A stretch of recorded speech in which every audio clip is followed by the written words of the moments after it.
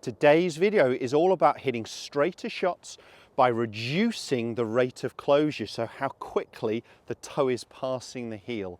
If you need to hit the ball straighter, and who doesn't, make sure you check out this video.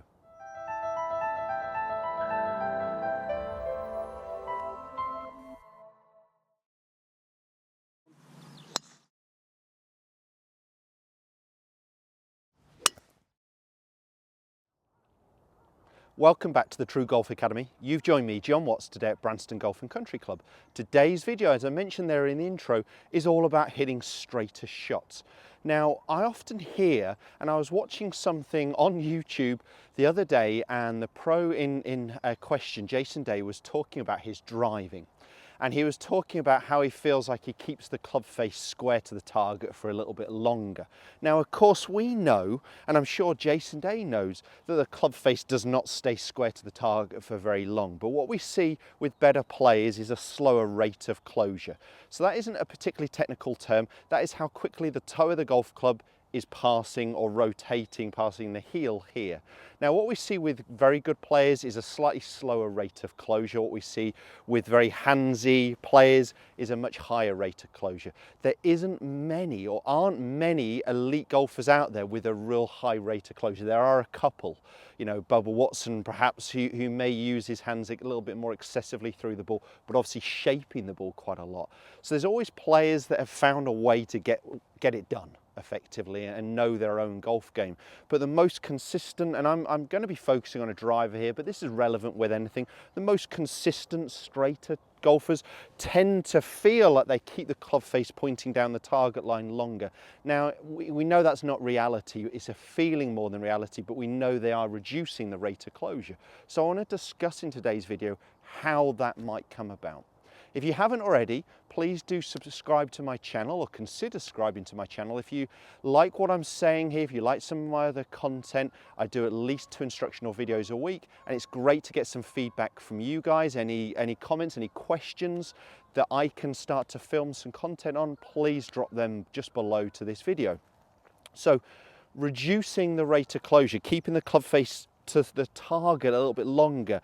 For me, it comes about from 2 ways. One is getting the club face in a good position on the way down, so we're closing the face a little bit sooner. And the other is by rotating our body well enough. And to be a real straight hitter of the golf ball and reduce the rate of closure, so keep the club face effectively pointing at the target longer, we need both of those 2 things to happen. So what I see with a lot of amateur golfers on the downswing is they've got the club face wide open. And a club face wide open, the club face is pointing more up towards the sky. Now, whether they like it or not, they are going to have to use a lot of hands to rescue that club face position. Otherwise, they're going to be hitting the ball well offline. So for a right-handed golfer, that will tend to be to the right. Left-handers more to the left, unless they actually manage to close that club face quick enough. They will find, because that club face is open and they're having to use hands and arms, that will also reduce their lower body rotation.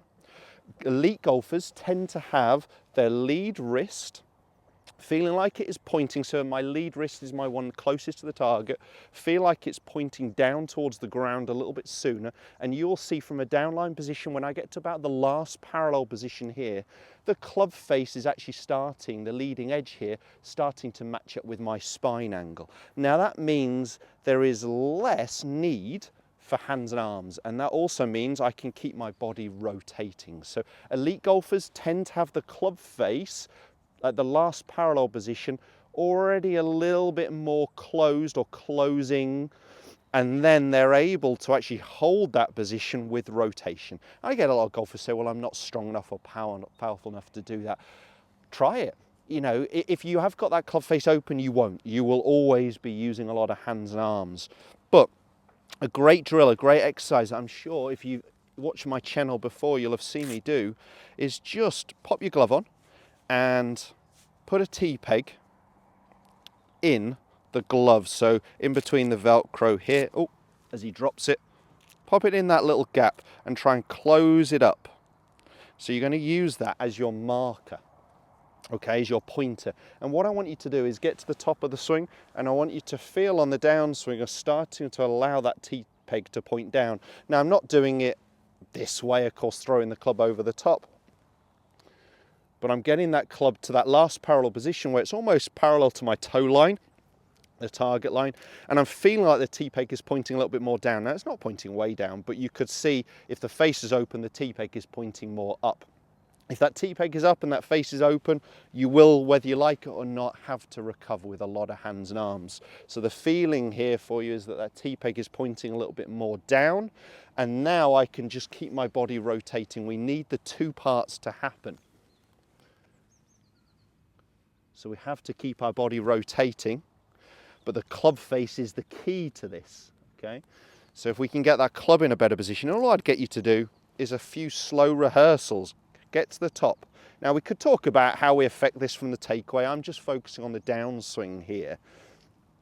But if we get to the top, get that feeling that the tee peg is pointing a little bit more down towards the ground, the club face is in a position where I don't need to excessively use my hands, and I just keep my body rotating. And it's a good idea to even go ahead and just do a few small ones of that. So that club face pointing a little bit more down, and just rotate my body. And I'm squaring the face because I'm getting a very neutral ball flight. And it didn't feel like I do a lot of those on the range. It didn't feel like I had to use a lot of hands and arms there. Felt like I got that club face in what we would class as a slightly stronger position, so I can keep my body rotating. That face is a key part here. And of course, the second part is that body rotation, but the body rotation will not happen with that open club face. Let's try and do one with some speed in there. I'll slow it down for you guys. The feeling for me and my checkpoints when I'm doing the exercises is the tee peg pointing a little bit more down.